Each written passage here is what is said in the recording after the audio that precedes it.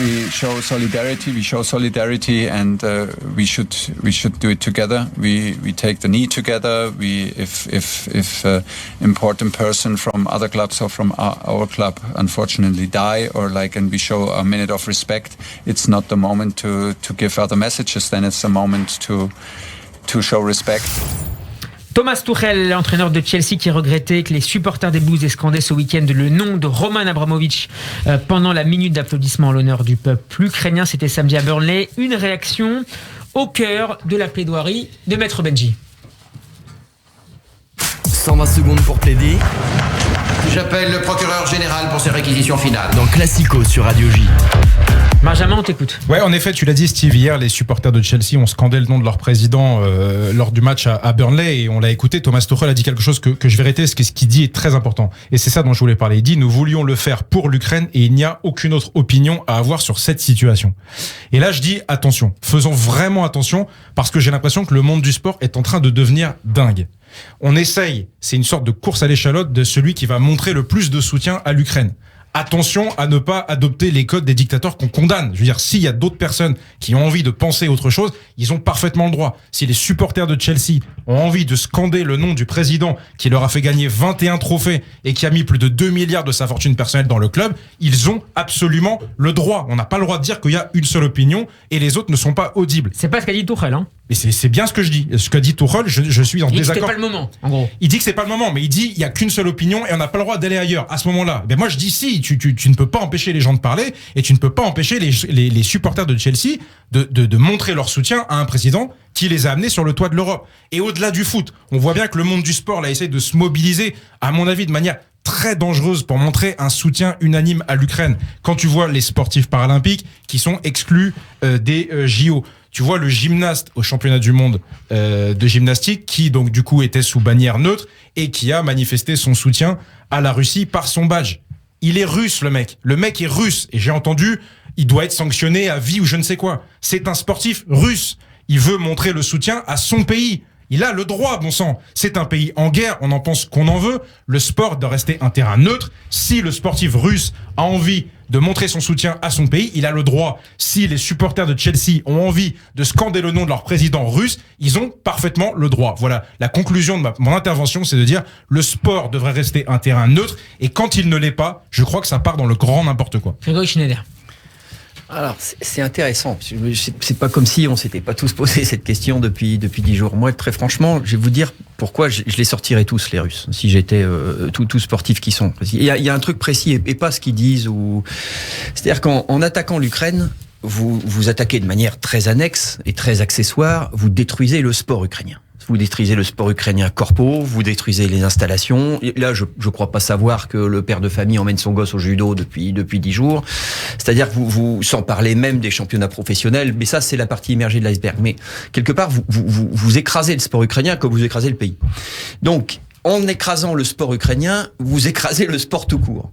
Donc, quelque part, vous vous mettez en marge, j'entends bien mais vous vous mettez en marge de la communauté sportive, puisque vous vous en prenez au sport. Alors, ça peut être le sport ukrainien, ça peut être d'autres, mais voilà, moi, c'est à travers ce prisme. Il y a quand même quelque chose qui, voilà, tu t'en prends quand même à des sportifs, tu t'en prends au sport. Et la deuxième chose, alors, parce que moi, j'ai tendance à penser un petit peu comme vous, spontanément, en disant, bon, faut faire attention. Mais il se trouve que dans la bio de Mandela, il explique que quand il est quand il est en prison, vous savez, et quand il apprend que les fédérations de rugby ou la fédération internationale de rugby met les Springboks au tas, c'est-à-dire interdit il me dit ça m'a donné du courage et ça m'a fait chaud au cœur. Il dit c'est quelque chose qui m'a je me suis senti écouté, je me suis senti donc ça m'a interpellé. Je dis pas que j'ai raison, j'essaie pas de vous dire c'est hyper complexe comme sujet. Ouais, voilà, j'essaie pas de, mais en tout cas, il se trouve que si Mandela dit ça, le sport c'est pas que le sport, hein. C'est beaucoup plus. Vous faites briller quelque chose, vous faites briller et là ça n'appartient pas au sportif. Ça a été d'ailleurs au cœur de la stratégie de Vladimir Poutine ces dernières années. Voilà, mais là où je le rejoins par exemple, c'est que on me dit moi oui mais Rublev dit qu'il est contre la guerre, donc il devrait avoir le droit de jouer. Donc en fait alors il y a le mec qui dit rien, il aura pas le droit. Donc il faut un certificat en fait si tu veux jouer, il faut un certificat en fait d'anti-guerre et ça c'est pas possible. C'est-à-dire que tu peux pas demander là je vous rejoins, tu peux pas demander à un type de se mettre en porte-à-faux par rapport à son propre pays indépendamment de ce qu'il en pense parce qu'on ne sait pas ce qu'il en pense. Donc je suis un petit peu entre les deux mais l'agression contre l'Ukraine et l'agression contre le sport.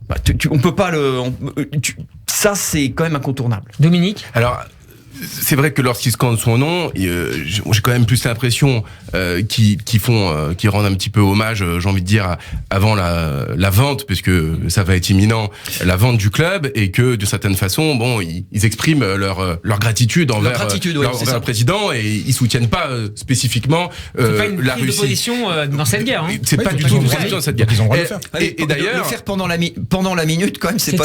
C'est ce qu'a pointé du doigt d'ailleurs. Pour être entendu, mais il y a quand même aussi il y a eu des sanctions qui ont été prises de manière internationale. Si on revient sur le débat que vous avez eu la semaine dernière avec Daniel Riolo sur Rybolovlev, etc., il faut le savoir que il n'a pas été sanctionné et qu'il y a eu des institutions européennes et internationales qui ont décidé de pas le sanctionner pour le moment. Donc à partir de ce moment-là, pour revenir sur ce débat-là, moi je pense que à ce moment-là, les joueurs ne peuvent pas et Benjamin me le confirmera, sans prendre un risque sur leur contrat de travail. S'ils avaient refusé de jouer parce qu'ils ne se prononçaient pas, ils pouvaient être licenciés. Donc il y a eu les sanctions internationales, elles n'ont pas été prises encore contre Roman Abramovich, elles n'ont pas été prises contre Rybolovlev. C'est qu'aujourd'hui, aujourd'hui, il y a rien. Alors lui sans venir le truc, mais aujourd'hui effectivement, tu peux pas.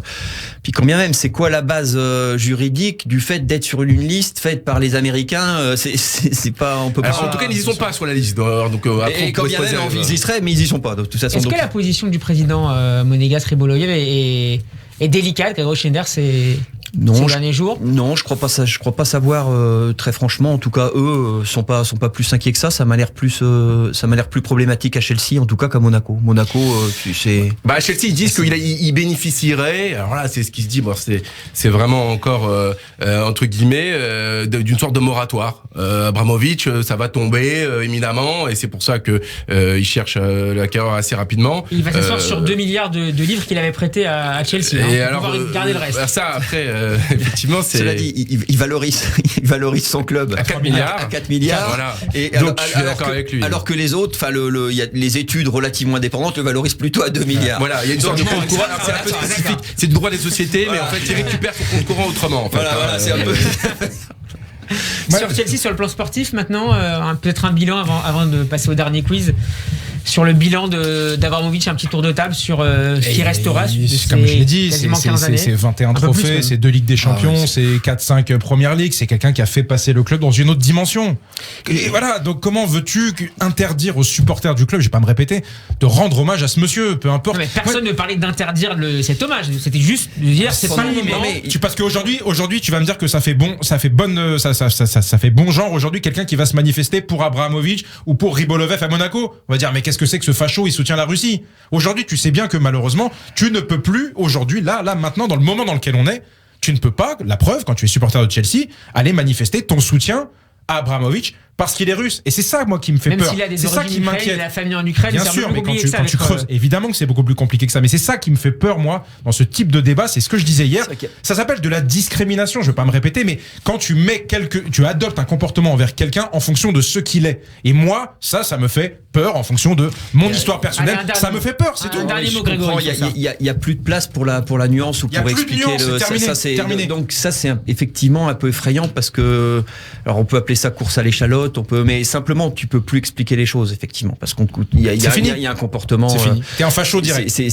Effectivement, c'est pas plaisant, mais on vit ces temps-là. Jusqu'à 22h, Steve Nadjar dans Classico sur Radio J. Allez, on va terminer cette émission avec notre super quiz autour de Roman Abramovich. Pas facile ça. Non.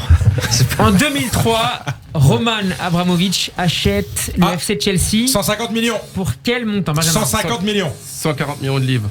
Ah, j'ai pas dit Bonne réponse. C'est ça, 140 millions de livres. Donc 150 millions d'euros, c'est pas cher. Ah non, c'est non, à l'époque c'était. Moi j'ai un livre. 140 d'hommes.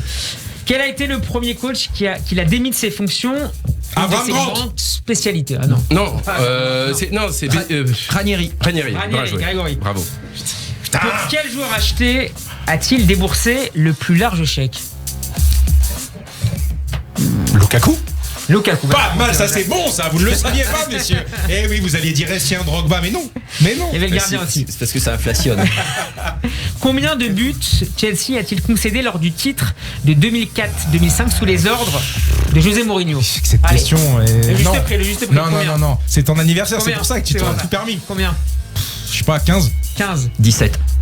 25. 15. Oh là là, oh le génie. Combien de titres le génie. remportés par Chelsea sous la présidence J'ai pas Abramovich? Combien 21. de titres remportés par Chelsea? 21 en tout, de tout titre. Il a bossé. Tout titre, 21, je l'ai dit. 21. Putain, je l'ai dit dans ma Non, plaidoirie. j'ai bossé. Qui a marqué le premier but de l'ère Abramovich sous les couleurs de Chelsea, évidemment? Drogba. Non. Joe Cole. Lampard, pardon. Lampard, Non, je vois pas. un Argentin. C'est faux, hein. L'Argentin. Un Argentin, attends, Eh je ouais. fais putain de. c'est- Attends. Attention. Quel poste? Milieu de terrain. Juan Sébastien Oh, De j'allais Bruyne. le dire. Je l'avais là. Combien de titres de champion remportés? 5.